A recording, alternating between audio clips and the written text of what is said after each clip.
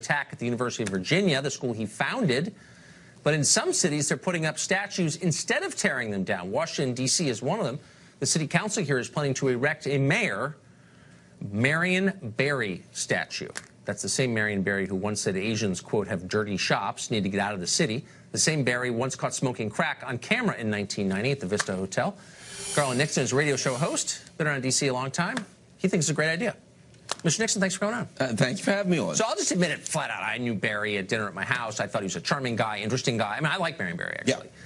Yeah. Worst mayor probably in the country, but also kind of like an open bigot, and would just sort of say it. I mean, in 2014, he said, and I'm quoting, "We got to do something about these Asians coming in, opening up businesses, those dirty shops, they ought to go." I wonder if you put up a Marion Barry statue, what Asian people driving by would think. Well, there's a couple things. If you recall, though, that he was brought to task about that, and he discussed it, and he talked about the issue there was in the black community that a lot of black people didn't own. Yeah, but he's still attacking a racial group. And he came back and he apologized. I mean, are we allowed to do that? I mean, that's your, come on, you can't do that. When he got reelected, I was living here when he did in 1994, he said famously, white people get over it. Like, you can't, come on now. He was a divisive figure on racial lines, and why would you ever want a statue of him? I don't think he was a divisive figure on racial lines. He was the mayor at a time when there were a lot of divisive issues going on. But let's not forget, let's not just bottle this guy up based on a couple of statements that he made. Here was a guy who was the president of the Students Nonviolent Coordinating Committee, the first president of SNCC. He was a guy, and you know what he did when he became the president of SNCC? You know what he did? He had a master's degree in chemistry, and he was working on his PhD in organic chemistry, and he quit that in order to work for SNCC. He was a smart guy. I mean, right, he was a brilliant guy. You're absolutely right, but he wrecked the city. I mean, 100,000 people left Washington while he was mayor. While he was mayor, 41% of all African-American men were either in jail, out on bail, or wanted. Total in the city. That's not a good outcome. That's not impressive. He did not make the city better. You know that. You lived here. Why would you ever put a statue to that guy? Let's not forget that when he came in, the city was a mess. When he came in as mayor, the first 3 years that he came in, they had a $13 million surplus. When he came in, actually, if you look at the numbers, and you can look it up online, when he came in, he straightened the city out. Now, what happened in the 80s and the crack epidemic of the 80s was not the fault of Marion Barry. But he was a crackhead himself. I mean, he got busted smoking crack on camera. Then he got busted again, as you know. Yes, he did.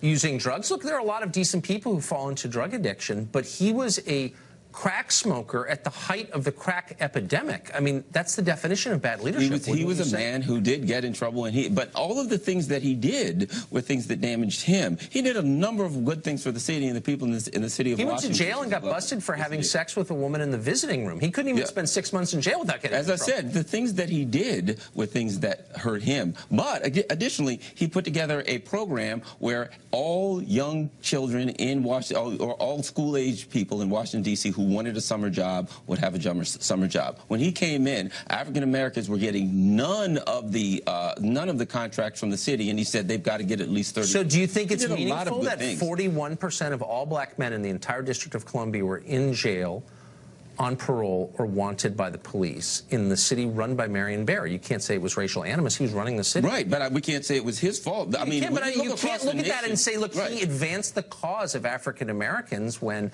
100,000 people left, a lot of them black. The black middle class left the city and went to Maryland. You know what's interesting about that? So when he came in, he said he was going to build a black middle class, and in fact he did. But one of the consequences of him building a black middle class... No, he didn't. The federal government built the middle class. One of the consequences of what he did was there are a lot of black middle-class people who lived in poor neighborhoods in the city, and when they started making more money, they moved out to the county and bought nice homes. So the fact that a lot of black people left the city wasn't because it was worse. Well, that's not true. The schools were terrible, and no normal person with an option would ever keep his kids here. I mean, look, by basic measures, the city got worse. That's just true. Look, I think Barry was a complicated guy, an interesting guy, but for Washington, he wasn't good, and nobody really thinks that. Let me ask you this, though, since we're now evaluating everybody by our current standards. Barry was the only member of the city council to come out against gay marriage. Right. You're okay with that? Well, let's not forget, back then, when we talk about long ago, look what happened. Barack Obama, a guy who started off. The Clintons way back signed No, you don't. Wait, no, but hold on. You don't know the rules. No, the my rules point, are that you evaluate historic figures on the basis of your current moral values. My point is, at the time he did it, that wasn't all unusual. And actually, afterwards, he said, he said that if a bill came down and he was mayor, that he would sign it. Okay, but by that standard, then none of the historical figures whose statues are being pulled down should be held to modern standards. Well, what do you mean it depends? Look, this is insane. No, it's not. Oh, so here's a guy who was with the student nonviolent coordinating committee, right? And it sounds like you're getting at, you know, the Robert E. Lee statues. Well, I don't think you can compare him with people who took up arms against the United States, unless we're going to give Bo Bergdahl a statue. I'm just saying that you and I both know the truth, which is the only reason you would put Marion Barry's statue up is to give the finger to certain people in the city who hated him because he hated them and said so out loud. This guy was an open race baiter, and I'm not sure why we're giving him a pass on that. Again, I liked him. He had dinner at my house. But I'm just being honest. Right. He divided this city by race. You know that he did. And that's his chief appeal. Why would we want to keep doing that? So I would argue that he didn't divide the city by race. I would argue that he came in at a time in America where the nation was divided by race, and he did everything that he could to bring it together. Oh, really? So when you say we've got to do something about these Asians coming in, they're dirty shops, they ought to go. Is that bringing us together based on race? My point is, you cannot evaluate the man based on a single statement that he walked back later and apologized for. How about white people get over it? Well, there's nothing wrong with saying that. If he felt as though white people were freaked out because there was a black mayor, there's nothing wrong with generalizing? Really?